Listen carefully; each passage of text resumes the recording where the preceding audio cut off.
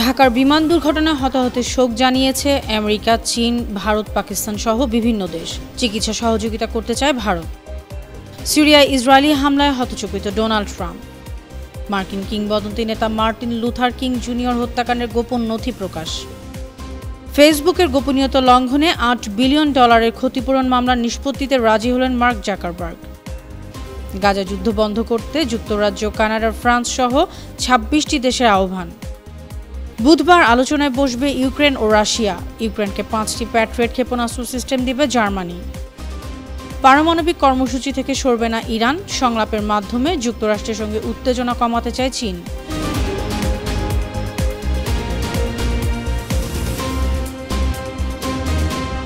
শুনছিলেন সংবাদ শিরোনাম। সবাইকে স্বাগত জানাচ্ছি বিশ্বজুড়ে প্রতিদিনে। বিশ্বের বিভিন্ন প্রান্তের সব শেষ তথ্য জানাতে আপনাদের সঙ্গে আছি আমি অনন্যা চৈতি। ঢাকার উত্তরায় বিমান দুর্ঘটনায় হতাহতের ঘটনায় শোক ও সমবেদনা জানিয়েছেন বিভিন্ন দেশের রাষ্ট্রপ্রধান এবং পররাষ্ট্রমন্ত্রীরা। মালদ্বীপের রাষ্ট্রপতি ডক্টর মোহাম্মদ মুইজ্জু সোমবার সন্ধ্যায় নিজের ভেরিফাইড ফেসবুক পোস্টের মাধ্যমে এই সমবেদনা জানান। এদিকে শোক ও সমবেদনা জানিয়েছেন পাকিস্তানের পররাষ্ট্রমন্ত্রী ইসহাক দার। এছাড়া চীন, জাপান, সুইডেন, সুইজারল্যান্ড সহ বিভিন্ন দেশ এ ঘটনায় শোক ও সমবেদনা জানিয়েছে। রাজধানীর উত্তরায় মাইলস্টোন কলেজ ক্যাম্পাসে বাংলাদেশ বিমান বিধ্বস্ত হওয়ার ঘটনায় আহতদের চিকিৎসায় সহায়তা দিতে চায় ভারত।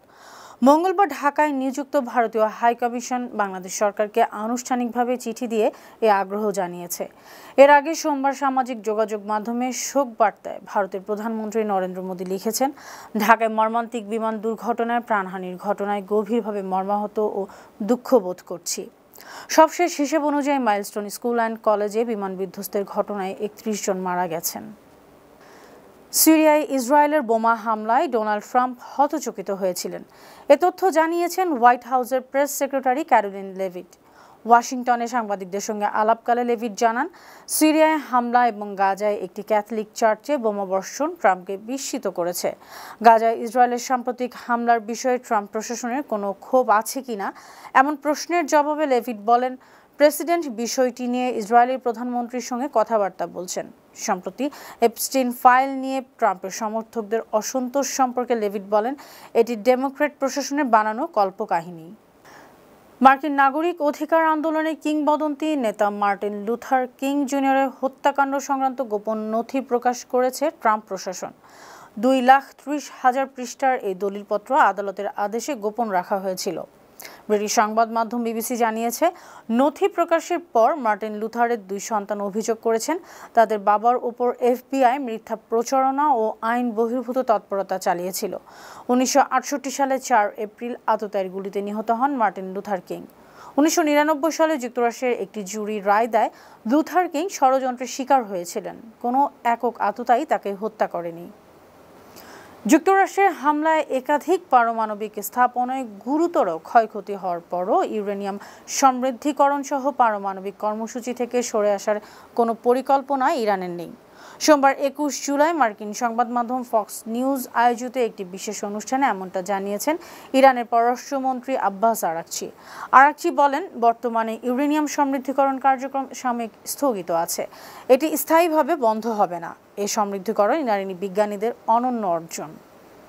পারমাণবিক কর্মসূচি নিয়ে তেহরানে একটি ত্রিপক্ষীয় বৈঠক অনুষ্ঠিত হবে। ইরানের পররাষ্ট্র মন্ত্রণালয়ের মুখপাত্র ইসমাইল বাকাই সোমবার এ ঘোষণা দিয়েছেন। তিনি জানান, এ বৈঠকে রাশিয়া ও চীন অংশ নেবে। আলোচনার মূল বিষয় থাকবে 2015 সালের পরমাণু চুক্তি স্ন্যাপব্যাক মেকানিজম এবং এর বাস্তবায়ন। বাকাই জানান, গেল 1 বছর ধরে মস্কো ও বেজিংয়ের সঙ্গে ফলপ্রসূ আলোচনা হয়েছে। তিনি অভিযোগ করেন, গত 2 দশকে বারবার কূটনৈতিক উদ্যোগ নেওয়ার পরও ইউরোপীয় ও মার্কিন পক্ষগুলো তাদের প্রতিশ্রুতি রক্ষা করেনি। ফেসবুক ব্যবহারকারীদের ব্যক্তিগত গোপনীয়তা লঙ্ঘনের ঘটনায় $8 বিলিয়ন ক্ষতিপূরণ চেয়ে করা মামলা নিষ্পত্তিতে সম্মত হয়েছেন মেটার প্রধান নির্বাহী মার্ক জাকারবার্গ এবং বর্তমান ও সাবেক পরিচালকরা। গেল বৃহস্পতিবার ডেলাওয়্যারের চ্যান্সারি কোর্টে মামলাটির দ্বিতীয় দিনে বিচারকের নিষ্পত্তির কথা জানানো হয়। মামলাটি করেছিলেন মেটার কয়েকজন শেয়ার হোল্ডার। তাদের অভিযোগ, জাকারবার্গ ও তার সহযোগীরা যথাযথ নজরদারি না করায় ফেসবুক ব্যবহারকারীদের ডেটা সুরক্ষায় ব্যর্থ হয়েছেন। তাদের দাবি কোম্পানির বিরুদ্ধে নেওয়া জরিমানা ও অন্যান্য ক্ষতির দায়ভার এসব পরিচালকদের বহন করা উচিত। এদিকে জার্মানি জানিয়েছে তারা ইউক্রেনকে 5টি প্যাট্রিয়ট ক্ষেপণাস্ত্র প্রতিরক্ষা সিস্টেম দিয়ে সাহায্য করবে। রাশিয়ার আক্রমণ প্রতিহত করতে ইউক্রেনের ডিফেন্স কন্ট্যাক্ট গ্রুপের নেতাদের একটি ভার্চুয়াল বৈঠকে এ সহযোগিতার কথা জানানো হয়। মার্কিন প্রতিরক্ষা মন্ত্রী পিট হেগসেথের সঙ্গে গেল সপ্তাহে বৈঠক করেন জার্মানির প্রতিরক্ষা মন্ত্রী বরিস পিস্টোরিয়াস। তারপর তিনি বলেছিলেন মার্কিন প্রতিরক্ষা মন্ত্রীর সঙ্গে তিনি একমত, যত তাড়াতাড়ি সম্ভব জার্মানি 5টি প্যাট্রিয়ট সিস্টেম ইউক্রেনকে দেবে। ইউক্রেনের প্রেসিডেন্ট ভলোদিমির জেলেনস্কি বলেছেন আগামীকাল রাশিয়ার সঙ্গে নতুন দফায় শান্তি আলোচনা হবে। তুরস্কের ইস্তাম্বুলে আলোচনা হবে। গতকাল সোমবার রাতে দেয়া ভাষণে জেলেনস্কি বলেন রাশিয়ার সঙ্গে বৈঠকের ব্যাপারে ইউক্রেনের নিরাপত্তা পরিষদের প্রধানের সঙ্গে আলোচনা হয়েছে। সম্প্রতি জেলেনস্কি রাশিয়ার সঙ্গে নতুন করে শান্তি আলোচনার প্রস্তাব দিয়েছিলেন। কয়েকদিন আগে মার্কিন প্রেসিডেন্ট ডোনাল্ড ট্রাম্প বলেছিলেন 50 দিনের ভেতর যুদ্ধবিরতি না হলে রাশিয়ার বিরুদ্ধে কঠোর নিষেধাজ্ঞা আরোপ করা হবে। যুক্তরাজ্য, কানাডা, ফ্রান্স সহ বিশ্বের 26টি দেশ গাজায় অবিলম্বে যুদ্ধ বন্ধ করার আহ্বান জানিয়েছে। যুক্তরাজ্যের পররাষ্ট্র দপ্তর বিবৃতিতে জানিয়েছে ইসরায়েলি সরকারের সাহায্য বিতরণ মডেল বিপজ্জনক। সাহায্য চাইতে গিয়ে 800 জনেরও বেশি ফিলিস্তিনি নিহত হয়েছেন। রক্তপাত করে কোনো লাভ নেই। বিবৃতিতে সই করেছে Australia, Austria, Belgium, Canada, Denmark, Estonia, Finland, France, Iceland, Ireland, Italy, Japan, Latvia, Lithuania, Luxembourg, Netherlands, New Zealand, Norway, Poland, Portugal, Slovenia, Spain, Sweden, Switzerland এবং যুক্তরাজ্যের পররাষ্ট্রমন্ত্রীরা। এছাড়াও EU commissioner for equality, preparedness and crisis management এতে সই করেছে। সংলাপের মাধ্যমেই চীন মার্কিন সম্পর্ক উন্নয়ন হওয়া উচিত, এমন মন্তব্য করেছেন চীনের পররাষ্ট্র মন্ত্রণালয়ের মুখপাত্র গু জিয়াকুন। মঙ্গলবার তিনি বলেন রাশিয়া ও ইরান থেকে চীনের জন্য তেল কেনার বিষয়টি আমেরিকার সঙ্গে বোঝাপড়া হওয়া দরকার। এ সময় শুল্ক ইস্যুতে চীনের অবস্থান পুনর্ব্যক্ত করেন তিনি। দক্ষিণ চীন সাগরে ফিলিপাইনকে মার্কিন নিরাপত্তা সহায়তা বিষয়ে গো বলেন তৃতীয় পক্ষ সম্পৃক্ত হলে উত্তেজনা বাড়বে। এ সময় তিনি জানান ইউরোপীয় নেতারা বৃহস্পতিবার চীন সফরে যাবেন। এসব বিষয়ে চীনের প্রেসিডেন্ট শি জিনপিং এর সঙ্গে আলোচনা হবে। প্রাকৃতিক দুর্যোগে পাকিস্তানে মারা গেছেন 221 জন। দেশটির জাতীয় দুর্যোগ ব্যবস্থাপনা কর্তৃপক্ষ মঙ্গলবার জানিয়েছে সম্প্রতি ভারী বৃষ্টিপাতে পাহাড়ি এলাকায় বন্যা, ভূমিধস ও বজ্রপাতের কারণে নতুন করে হতাহত হয়েছে। গেল 24 ঘন্টায় মারা গেছেন 2 জন পুরুষ ও 3 শিশু, আহত হয়েছেন আরও 10 জন। এনডিএম এর সর্বশেষ তথ্য অনুযায়ী বর্ষা মৌসুম শুরু হওয়ার পর থেকে এ পর্যন্ত মোট 592 জন আহত হয়েছেন।